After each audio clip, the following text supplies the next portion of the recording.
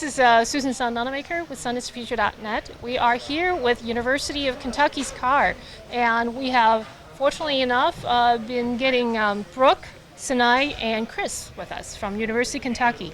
Now tell us, what's your experience so far been at this particular Formula Sun Grand Prix?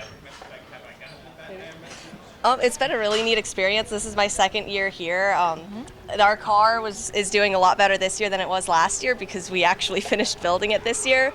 We've managed to put how many 80 laps around 81 laps around the track. So we've been doing a lot better this year, and our car is holding up. So it's been a really cool experience. I've learned a whole lot about engineering, not just about solar panels, but also about like batteries and even mechanical aspects of the car. Oh, can you tell us a little bit your battery technology, plus what kind of solar cells you're using? You talk about the batteries? I can talk about the batteries.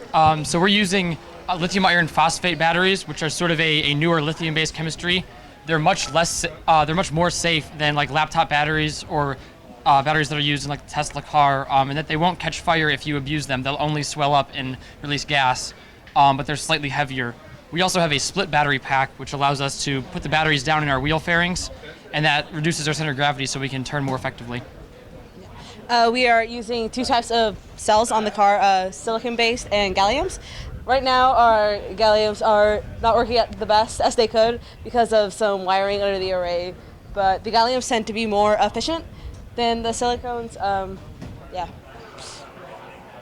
So gallium arsenide solar cells are actually space-grade solar cells. Thank you. And so these are leftovers from our previous car back before the rules changed. And they can be up to 28% efficient, whereas silicon cells are more like 20%. But there's a price to pay in cost, and also on cloudy days the performance is not as good.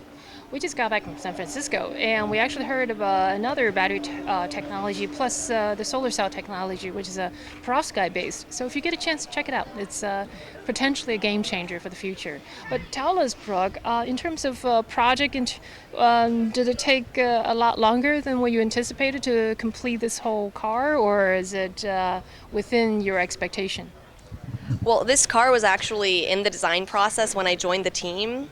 So we actually, I think once I joined the team, we had started building the car, CNC routing, a sort of styrofoam mold that we did epoxy layups with carbon fiber and fiberglass, and so we had like a negative mold and then a mold, and then we put more inside of that. So building the car took an entire year. And then we got to the track, finished the car, and then got 6 laps last year. And so this year we've been tweaking all of the bugs. We've been finishing everything that we had temporary solutions to last year. So in total, I'd say it's taken about 3 years total to get the car to where it is now, and that's including design time, that I was not a member of the team during design. That is accurate. Okay. So what do you think, how many people are on your team, and are they usually seniors and juniors, or are they all over the places, or their background? Right now, we have about 13 people with us, which is about the number of active members we have. We do have a lot of people that just kind of come in and come out of the team. Like sometimes they'll come to the garage like every few days, and like we won't see them again for another few weeks. But you know, we have like about 13 dedicated members. Half of those are upperclassmen that we're going to be losing this next coming year. So, yeah. I'd say we have about maybe 15 or 20 active members. We did have several people that really wanted to go on the race and just couldn't. Some of us that made it on the race may or may not have been to every single meeting, but I'd say we have a few more than 13 active members. And we do have enough to continue the team, of course. How about Chris? What about, are you guys thinking of going into solar energy industry, or? Yeah, so I'm studying mechanical engineering, but I'm minoring in computer science just because this and some of my co-op experiences have brought me into sort of the modeling of power and of systems. And so I think I want to do something with that. I don't know exactly what industry I want to be in. I've been in consumer products, I've been in medical products, and I'm currently working for GE Transportation building locomotives. So I don't know exactly which field I want to be in, but definitely some kind of engineering. What actually inspired me to go into electrical engineering was I read an article about solar roadways, which I thought would be really cool and a project I would really love to eventually work on. So clean energy is definitely something I want to go into the future. And when I heard about this club, I was like, yeah, this is definitely up my alley. So yeah, I really do want to go into clean energy, but we'll see where I actually end up in the future. My internship is actually with a construction company, then I'm in the power side of it.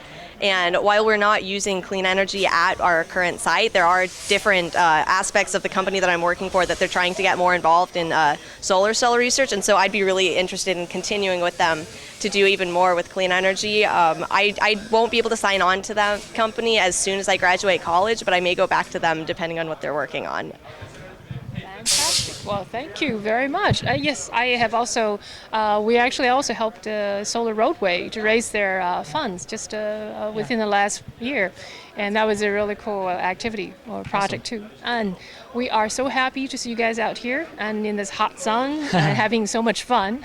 And we'll look forward to hearing more about your selection or your future prospects maybe next year. All right. Yeah, well, absolutely. Thank you very much for your time. And signing off, Susan Sun Nunamaker with sunisthefuture.net.